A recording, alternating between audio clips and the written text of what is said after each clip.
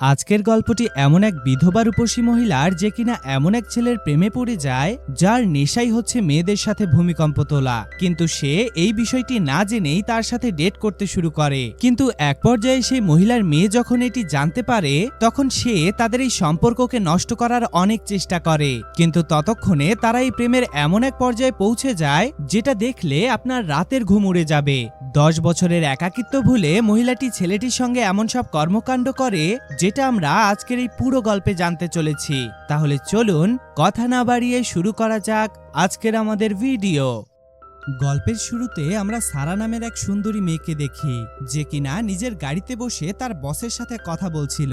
সারার বসের নাম ছিল ক্রিস আর সারা তার অ্যাসিস্ট্যান্ট ছিল। ক্রিস নামকরা মুভি স্টার ছিল, মানুষজন তার জন্য পাগল। তার একটা ঝলক পাওয়ার জন্য সবাই আকুল হয়ে থাকতো।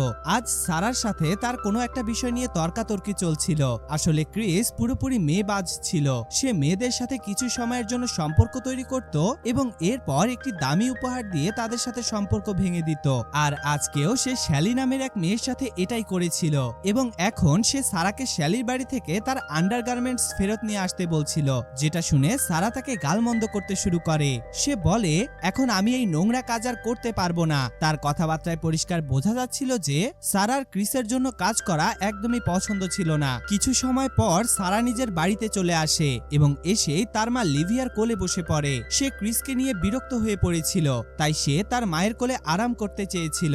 দেখতে দেখতেই রাত হয়ে যায়। সারা নিজের ঘরে আরাম করছিল আর তখনই তার কাছে ক্রিসের ফোন আসে। ক্রিস চেয়েছিল সারা যেন তার জন্য খাবার দাবারের জিনিসপত্র কেনে, কারণ সে যখনই নিজে স্টোরে যেত তখনই তার ভক্তরা তাকে ঘিরে ফেলতো। কল পেয়ে সারা জলদি জলদি স্টোরে এসে জিনিসপত্র কিনতে থাকে। তখনও ক্রিস তার সাথে ফোনে কথা বলছিল। ক্রিস তাকে জিনিসপত্র নিয়ে আগামীকাল সকাল ঠিক 8টায় আসতে বলে, কিন্তু দেখা যায় সারা তার বান্ধবীর সাথে দেখা করার চক্করে লেট হয়ে যায়। সারার লেট হওয়ার কারণে ক্রিস দরজা খোলে না, তাই সারার তার উপর ভীষণ রাগ হয়। এক পর্যায়ে বাধ্য হয়ে সে দরজায় চড়ে ক্রিসের ঘরে ঢুকে পড়ে এবং ভেতরে এসে ক্রিসকে বলে, আমি তোমার সব জিনিসপত্র নিয়ে এসেছি, কিন্তু এখন আমি সত্যি তোমার সাথে কাজ করতে পারবো না।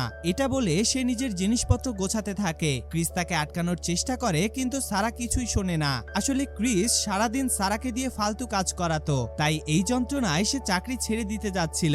কিছুক্ষণ পর সারা নিজের বাড়িতে যায়। সে তার মাকে সমস্ত কিছু জানায় আর বলে, আমি ক্রিসের চাকরি ছেড়ে দিয়েছি। এটা শুনে লিভিয়া তাকে বলে, তোমার যেটা সঠিক মনে হয় তুমি সেটাই করো, আমি সব সময় তোমার পাশে থাকবো। অন্যদিকে দেখা যায় সারাকে ছাড়া ক্রিস বেশ সমস্যায় ছিল, কারণ তার সমস্ত কাজ সারাকে দিয়ে করানোর অভ্যাস ছিল।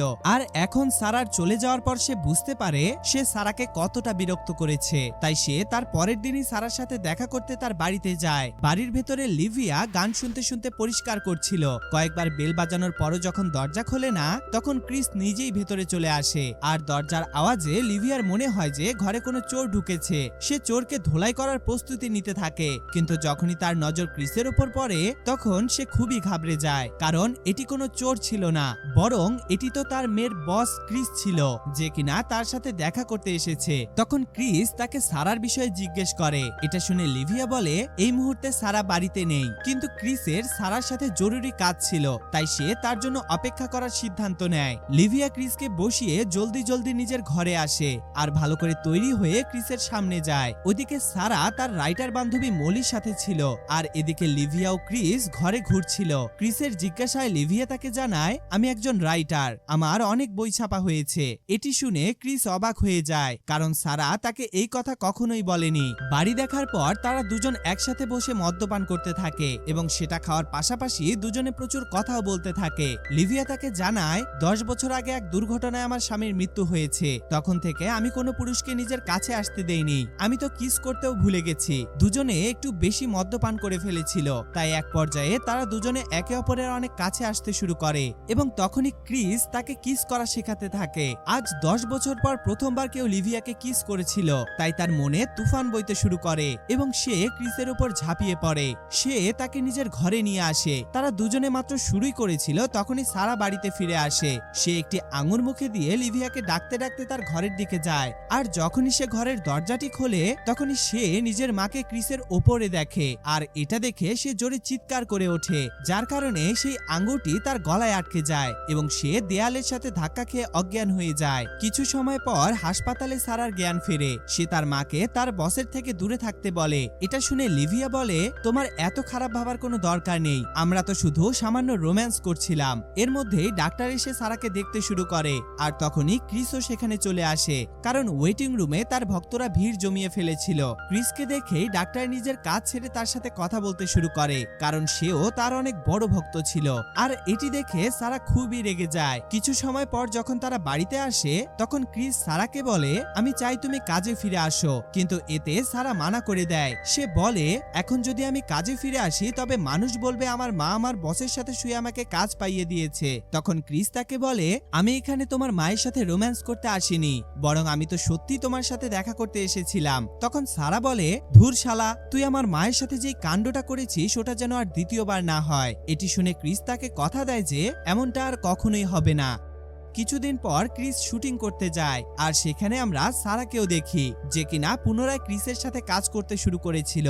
সেই রাতেই লিভিয়া নতুন বইয়ের উপর কাজ করছিল, আর এর মধ্যেই তার কাছে ক্রিসের মেসেজ আসে। সে লিভিয়ার সাথে দেখা করতে চেয়েছিল, কিন্তু এতে লিভিয়া মানা করে দেয়। তখন ক্রিস বলে, আমি তো শুধু তোমার সাথে দেখা করতে চাই। এটি শুনে এক পর্যায়ে সে রাজি হয়ে যায় এবং ভালো করে তৈরি হয়ে ক্রিসের সাথে দেখা করতে পৌঁছে যায়। ওদিকে সারা মলির সাথে ক্রিসের স্ক্রিপ্টের উপর কাজ করছিল, আর এদিকে লিভিয়া ক্রিসের সাথে দেখা করতে একটি হোটেলের রুমে যায়। সেখানে দুজনে একে অপরকে কথা দেয় যে সেদিন যা হয়েছে তা আর দ্বিতীয়বার হবে না। দুজনেই নিজেদের ফিলিংসকে কন্ট্রোল করার প্রতিশ্রুতি দেয়। খাবার খাওয়ার পর তারা দুজনে পুনরায় মদ্যপান করতে থাকে এবং মদ্যপান করতে করতে এক পর্যায়ে তাদের ফিলিংস পুনরায় জাগ্রত হয়ে যায়। আর এই কারণে দুজনে নিজেদের প্রতিশ্রুতি ভুলে আবার শুরু হয়ে যায়। দেখতে দেখতেই তারা দুজনে ঝড় এবং ভূমিকম্প তুলতে থাকে।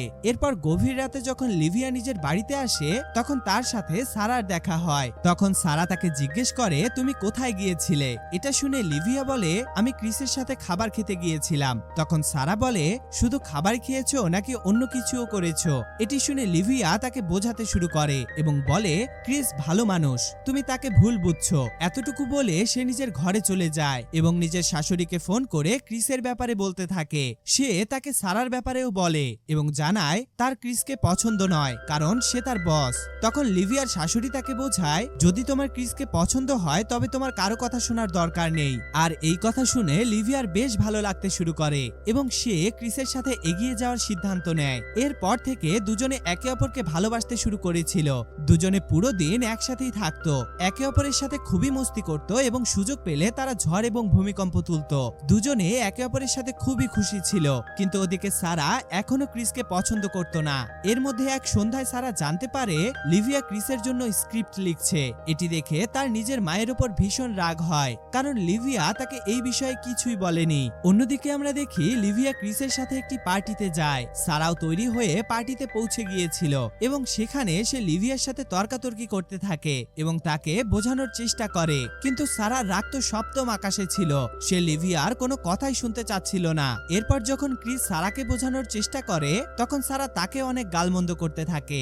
আর এই মুহূর্তে সারার মন চাচ্ছিল যে সে ক্রিসকে জোরে একটা লাথি মারুক, কারণ সারা মনে করছিল ক্রিসের আসার কারণে লিভিয়া তার থেকে দূরে চলে যাচ্ছে।